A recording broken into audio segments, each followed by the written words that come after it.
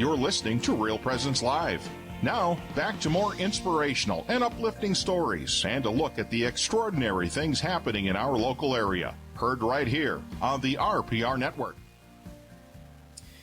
And good morning. Welcome back to Real Presence Live. I'm your host, Michael Pauley, Executive Director of the South Dakota Catholic Conference, and helped here in studio by the talented Cami Brechtel, who's making sure all the tech equipment works right. We're going to do a segue into a very important topic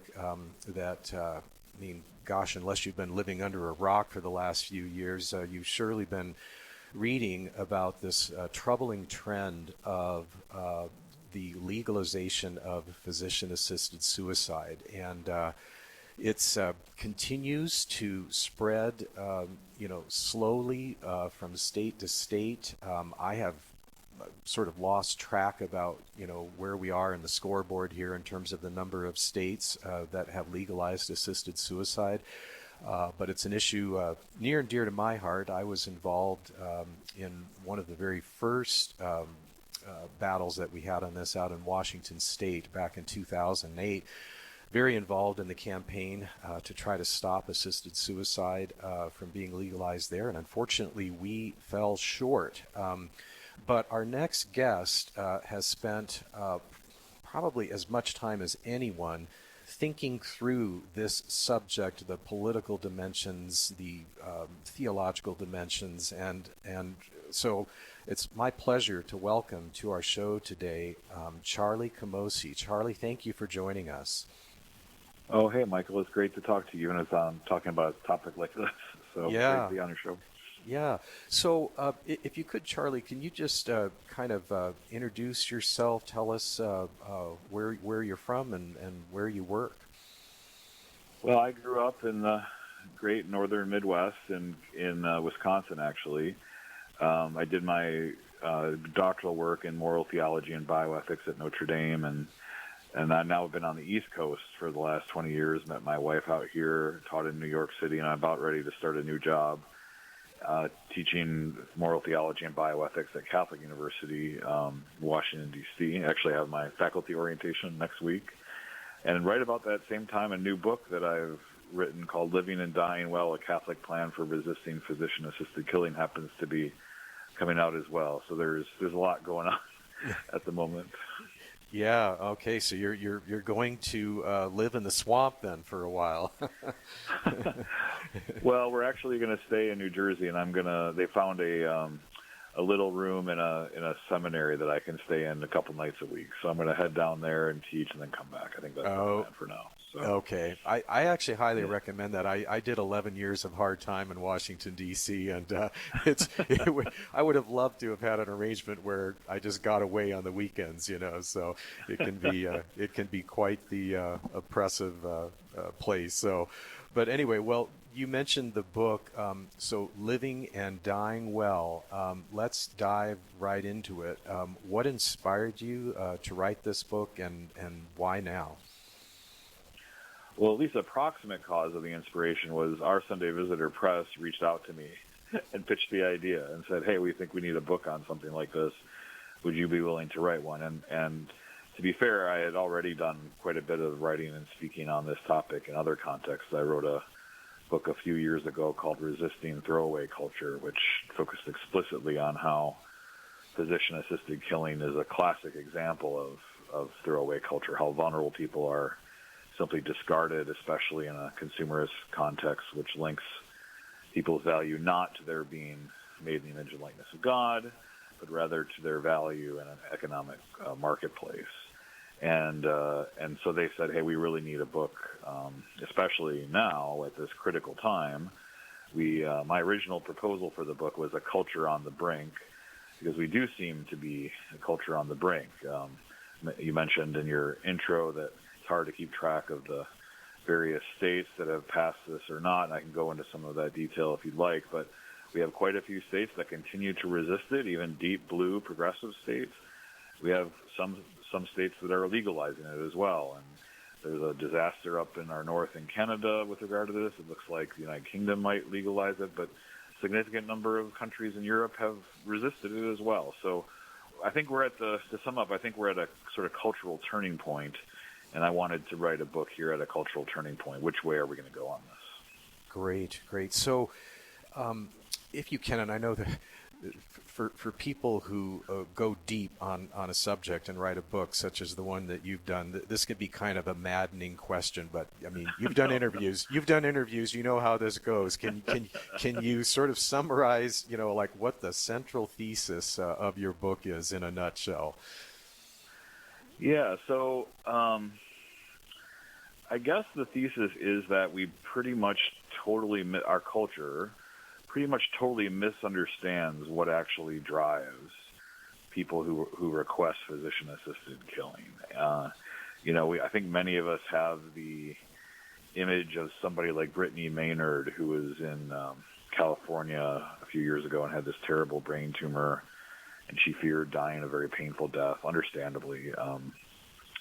And she and others who were funding her public campaign on this, which you probably ran into in Washington during your work there, Compassionate Choices, formerly the aptly named Hemlock Society. They decided to get rid of that name and go with Compassionate Choices.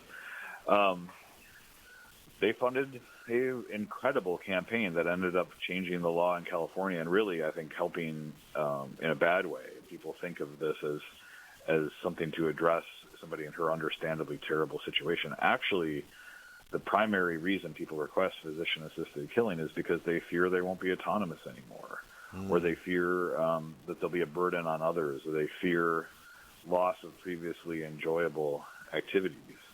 And so what the real way to resist it is, in the argument of the book and the central thesis of the book, is to approach those reasons and to say, we want to help people feel less alone, yes, less useless, less unloved, make them feel valued, make them feel loved, make them feel accompanied, right? And that demands all sorts of things from us. It demands things of the person as well, but it's about living and dying well. That is what, in my view, is going to help us resist physician-assisted killing. I'm not saying we don't need laws; we do. But the best way, or at least as important way of doing this is to work on a culture that can live and die well. Okay, so Charlie, correct me if I'm wrong here. I think was Oregon the first state to go down this path and legalize assisted suicide? Yeah, way back in the 1990s, Oregon was the first. Yeah. Yeah. So we've been. I mean, we're 2025 now, so this has been, this issue has been percolating around now for decades, and I'm just curious, over that span of time, how have you seen the conversation around assisted suicide evolve? What are the cultural and political forces that are accelerating this shift in public opinion on this? Well, there's a lot of them, as you might imagine. Let me just try to pick out two or three. I guess especially as theology and faith have retreated from public discourse, and especially in secularized medicine, the concept of human dignity, which imagines that an innocent person can never be killed, that nonviolence is always the way to practice medicine, that there even is a objective way to practice medicine rather than a kind of different strokes, different folks approach where there is no right way, but just a bunch of autonomous individuals deciding for themselves how to practice medicine. We've really gotten to a point where you can sort of understand why we're moving in this direction. Even those who are deeply uncomfortable with physician-assisted killing often take an approach of basically like, well, who am I to judge?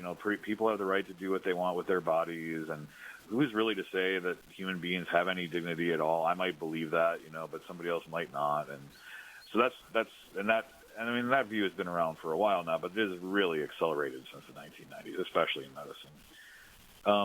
What has replaced that view in terms of value, and instead of the kind of value that we have about human life and human dignity and human equality, market forces, commercial value, instrumental value has really come in and replaced it. So people it's not that we have a value-less society, it's just that the values become different. And Pope Francis talked about throwaway culture in a way that even people get reduced to their market value, to their commercial value, to their instrumental value.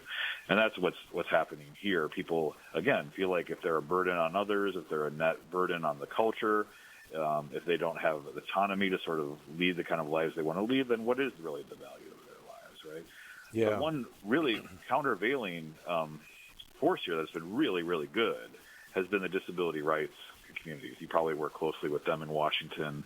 They've played significant roles in defeating assisted suicide, even, as I mentioned, in deep blue progressive states. So Massachusetts still has illegal assisted suicide. Minnesota, Illinois, Connecticut, Maryland, until recently, New York had defeated it for almost 10 years in a row. So it's not this red versus blue, right versus left, conservative versus liberal. It's much more complicated and frankly interesting than that. And so I guess I'll stop there. Those are the three sort of forces I've seen. Yeah, well, and I certainly agree with you that this issue it is distinct from well, to use the example of abortion, in the sense that the issue of personal autonomy, comes into play, and it's been so long since 2008 when we had the battle out in Washington State, but I do recall that we were losing on that issue, even in some counties that were, what we would call red counties, states that were counties that were traditionally voting more conservative and more Republican, because they just saw this as like a personal freedom, personal autonomy issue. And so, yeah, you're absolutely right. That definitely cuts across a lot of the, traditional boundaries between right and left, Republicans and Democrats. And, I'm fascinated by, what you said about how the perception of the practice of medicine has changed. I recall reading an article some years ago by Wesley Smith.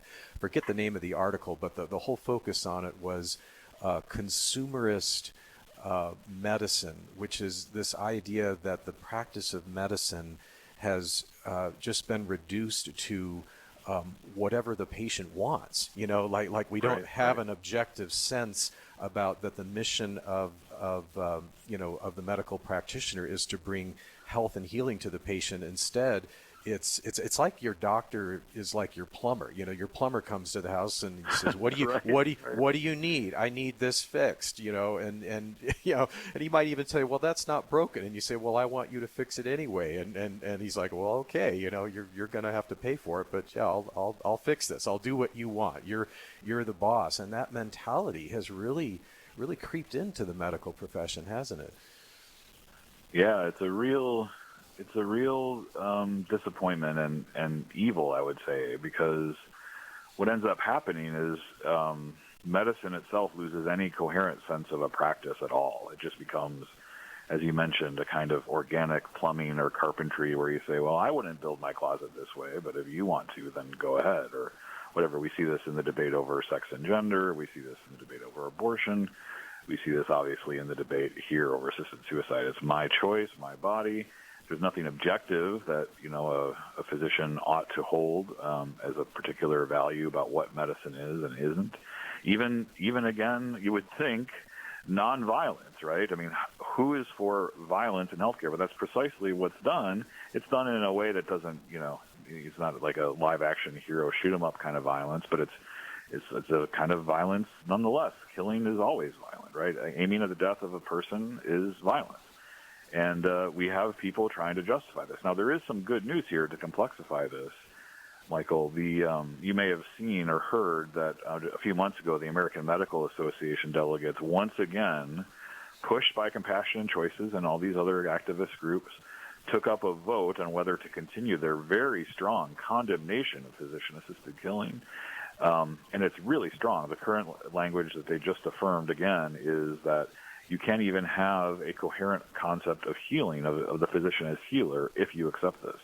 And you know what? They overwhelmingly fought off attempts to get rid of that language. And they even had an attempt to change the language from physician-assisted suicide to so-called medical aid in dying, right? One of the ways that throwaway culture works, as Pope Francis points out, is to change language that helps downplay what is actually happening here, and that's Exactly. obviously what medical aid in dying tries to do. But this secular group, American Medical Association group, has got religious people in it, but it's a secular group, overwhelmingly rejected both. So we have it.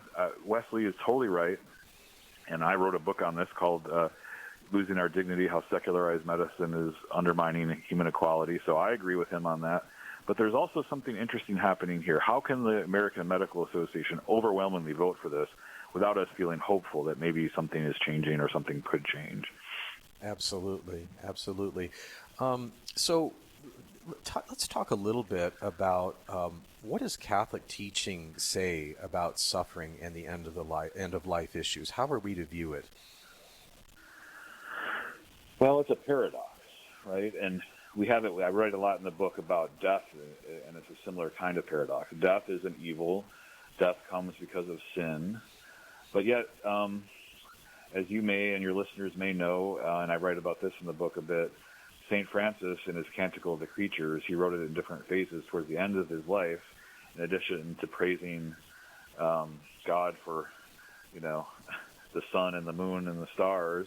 He ends up praising God for someone he calls Sister Death, from whom no living man can escape. And so it's just an interesting paradox, right? How do you praise God for the gift of the visit of Sister Death, but also understand it as this evil thing that came about as a result of sin? It's a paradox, it's a complication, but the Catholic Church deals with that. I mean, the Trinity itself is one of these things, right? We have to believe in a God that's both one and three at the same time, right? One being, three persons.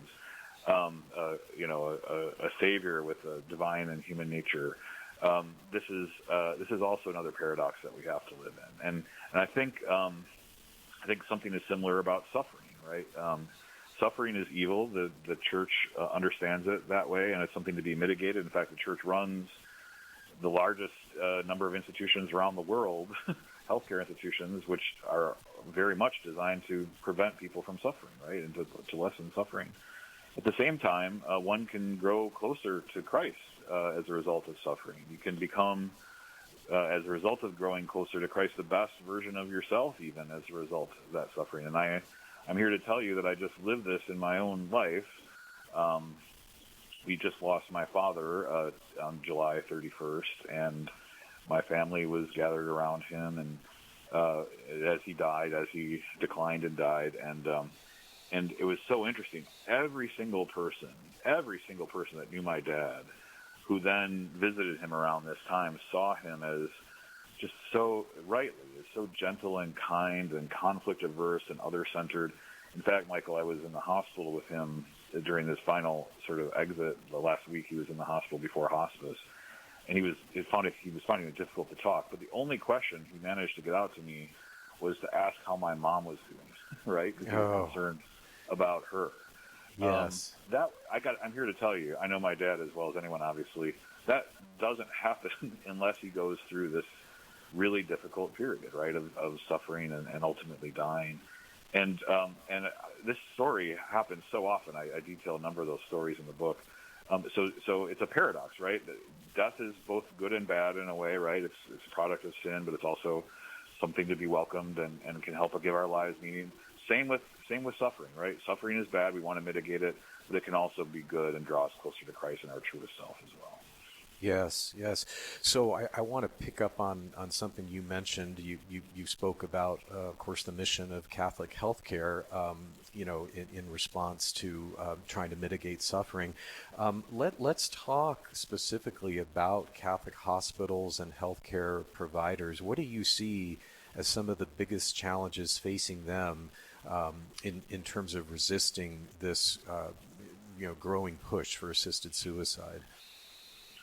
Boy, that's a really good question. That's one I've thought a lot about, and I'm so glad you brought it up because we need to put this front and center. If Catholic hospitals and Catholic healthcare providers were to go all in into resisting this, we could really be an incredible force for good, right? And we sort of have to be. We have to technically at least be against this by the ethical and religious directives which govern healthcare, Catholic healthcare in the United States. But it's one thing to just sort of acknowledge that you're against this in a general sense. It's another thing to have a total culture that resists it, right? So again, it's not just about that we don't do this particular act. Yes, we don't do this act, but we should also have a culture that we are in which we're deeply committed to the kinds of living and dying well that are necessary to resist it. Let me just give you one example. So Catholic healthcare, just like almost every other kind of healthcare in the United States, is focused on the clinic. It's focused on the hospital. It's focused on this place.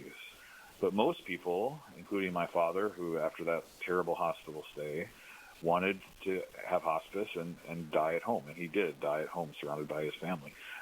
Many more people don't get a chance to do that, right? They don't get a choice to live out their final days and weeks and months at home and die at home. On the contrary, we end up, again, prioritizing the clinic, prioritizing the hospital. We really need a whole, and it used to be different, but we need a whole change, in my view, where we don't focus as strongly on hospitals, on clinics, but instead we focus on meeting patients literally where they are, right, in the home, caring for people in the home. This used to be, we talk about doctors making house calls. It's almost like who you can even remember an era where that was taking place. You might see it in movies or something. Actually, there are some places that are starting to move more in this direction, in part because it's cost effective. So, Michael, we don't need to choose between, making money and caring for people in their homes. It's actually a way to save money. It's actually a way for insurance companies and hospital systems and health systems to actually care for people in the ways they want to be cared for and be around family. Family also, wants this, generally speaking, wants this as a way to be around their loved ones in these contexts as well. It was a great blessing for my brother and sister and my mother and I to be around my father so intimately in his final days and moments, So anyway, I don't want to ramble on here, but to me that's especially, let me make this final point, especially as we move in towards what I'm calling the dementia crisis, as so many factors, our environment, our health, our diets, people living longer lead to more and more people getting dementia. I really think we need to make this a top priority. Like, how do we help people, even if they're not totally sick, even if they're just aging and having memory problems and need extra help, how do we make care for people in their homes surrounded by their families more available? Beautiful, beautiful. I want to just follow up on a comment you made earlier about the encouraging news about the American Medical Association reaffirming its opposition to assisted suicide. Where do you see common ground between people of different faiths or no faith on resisting assisted suicide? What are some of those themes where we can build common ground with people, even who don't share our Christian understanding about end-of-life issues and the value of suffering? Yeah, I think three things. I think the slippery slope argument is incredibly powerful, and telling the stories of what's going on in Canada right now are incredibly powerful to people who don't even share it. They might even say, in principle, I'm not even against physician-assisted killing, but I don't think it should be legal because, holy cow, how do you keep control over this thing where people in Canada, kind of the Pandora's box argument, Pandora's box. Yeah. Yeah. Once you say it's about your body and your choice and your life, who is to say what a limit on this is, right? And Canadians are facing that right up front. And this would have happened in the United States, except Compassion & Choices. And it sounds like you may be aware of how good they are, given the fight you fought in Washington State. They have stopped states from expanding physician-assisted suicide, including in Oregon and California, because they don't want us to be able to make the argument that it's a slippery slope, right? So states like this have said, we want to expand it from 6 months to 12 months, die within 12 months rather than 6 months. And in an ironic move, perhaps, Compassion Choice has been the one saying, no, don't do this. We're not going to give you the money. We're not going to support you because we don't want to give you the ammunition. But it's too late. Canada has shown us where this goes. The Netherlands has shown us where this goes. The Netherlands has said you should have this legal for just people who are tired of life, right? They just have decided that their life has come to an end. People have gotten approval for assisted suicide based on trauma related to sexual assault. It is a slippery slope, and that to me, along with focus on disability rights and on having a coherent concept of medicine, those are the three things that I think we can find common ground on. Wow. And then, the disability rights issue, I did see that. I have seen that play out in multiple venues. The group that comes to mind, I think they're still active. It's Not Dead Yet. Yeah, they're great.